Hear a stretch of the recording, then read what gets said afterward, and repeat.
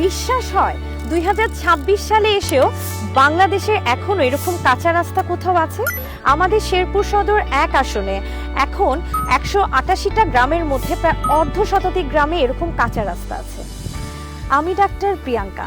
আমি মানুষটা ছোট হলেও আমার স্বপ্ন অনেক বড়, আর আমার এই পুরো স্বপ্নটাই শেরপুরের মানুষকে ঘিরে। শিক্ষা ব্যবস্থা নিয়ে আমার স্বপ্ন।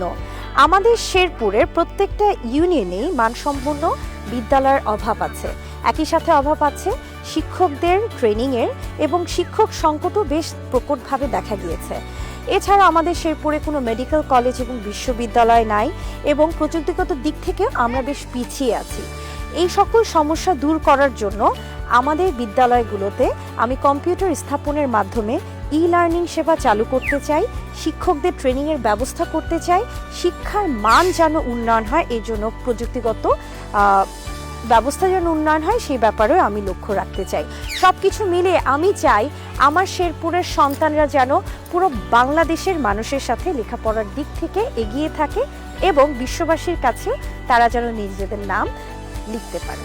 আমাদের শেরপুরের 80% মানুষের পেশা কৃষি, এবং কৃষি নির্ভর এলাকা হলেও এখানকার কৃষকদের ন্যায্য মূল্যায়ন করা হয় না, এবং কৃষক চাচাদের পর্যাপ্ত যন্ত্রপাতির অভাব আছে, আর তাদেরকে প্রপার টেকনিকও দেওয়া হয় না, যার কারণে প্রতি বছর প্রচুর ফসল নষ্ট হয়। একই সাথে সংরক্ষণের অভাব ও প্রাকৃতিক দুর্যোগের কারণে প্রতি বছর আমাদের শেরপুরে প্রচুর ফসল নষ্ট হয়। এই কারণে বাংলাদেশ জাতীয়তাবাদী দল ইনশাল্লাহ ক্ষমতায় গেলে কৃষকদের জন্য ফার্মার্স কার্ডের ব্যবস্থা করেছে, যেখানে কৃষকদের সর্বোচ্চ মূল্যায়ন করা হবে এবং কৃষকদের প্রশিক্ষণের ব্যবস্থা করা হবে। আর যে কোনো পরিস্থিতিতে আমার শেরপুরের কৃষক চাচারা যেন সর্বোচ্চ সহযোগিতা পায়, সেই ব্যাপারে আমি নিশ্চিত করব ইনশাল্লাহ। আমাদের শেরপুরে তরুণদের বেকারত্বের হার দিন দিন বেড়েই চলেছে। এখানে স্কিল ডেভেলপমেন্টের কোনো সুযোগ নেই, এবং শিল্প কলকারখানা গড়ে না ওঠার কারণে আমাদের তরুণদের চাকরির অভাব হয়েছে। আর এই বেকারত্ব দূর করার জন্য ভোকেশনাল সেন্টার ও স্কিল ট্রেনিং সেন্টার আমি গড়ে তুলতে চাই। একই সাথে আমার শেরপুরে যেন ক্ষুদ্র এবং মাঝারি শিল্প তৈরি হয়, যার মাধ্যমে নতুন নতুন উদ্যোক্তা আমি তৈরি করতে পারবো, এবং ফ্রিল্যান্সিং ও আউটসোর্সিং এর মাধ্যমে বেকারত্বের হার নিরসন করব ইনশাল্লাহ। ত্রয়োদশ জাতীয় নির্বাচনে ধানি শীর্ষের মনোনীত প্রার্থী হিসেবে আমি বাংলাদেশ জাতীয়তাবাদী দলের একজন সর্বকনিষ্ঠ প্রার্থী, এবং আমি জাতীয় সংসদে যেতে চাই তরুণদের প্রতিনিধি করার জন্য। আমাদের শেরপুরের যুব সমাজ দিন দিন মাদকাসক্ত হয়ে পড়ছে, নারীরাও নিরাপত্তাহীনতায় ভুগছে ও বৈষম্যের শিকার হচ্ছে, আর আমাদের শেরপুর ক্রীড়া ও সাংস্কৃতিক ক্ষেত্রে বেশ পিছিয়ে আছে।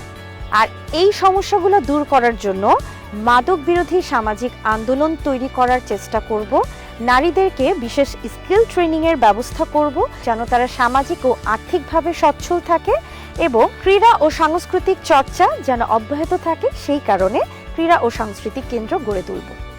যেদিন থেকে আমি একজন চিকিৎসক হয়েছি সেদিন থেকে আমি শপথ করেছি আমি শেরপুরের মানুষের জন্য আজীবন চিকিৎসা সেবা দিয়ে যাব, আমি এমপি হই আর না হই। তো সেই চেষ্টা এবং স্বপ্ন সবসময় আমার থাকবে, চিকিৎসা সেবায় যেন শেরপুরকে মানসম্পন্ন করতে পারি। আমাদের শেরপুরে এখনও চিকিৎসা, হাসপাতাল ও ওষুধের সংকট রয়েছে, এবং উন্নত মানের চিকিৎসা সেবা কেন্দ্র নেই, বিশেষায়িত কোনো চিকিৎসা সেবার ব্যবস্থা এখন পর্যন্ত হয়নি, এবং যে কোনো সাধারণ রোগের জন্য আমার শেরপুরের মানুষকে শহরে যেয়ে চিকিৎসা নিতে হয়।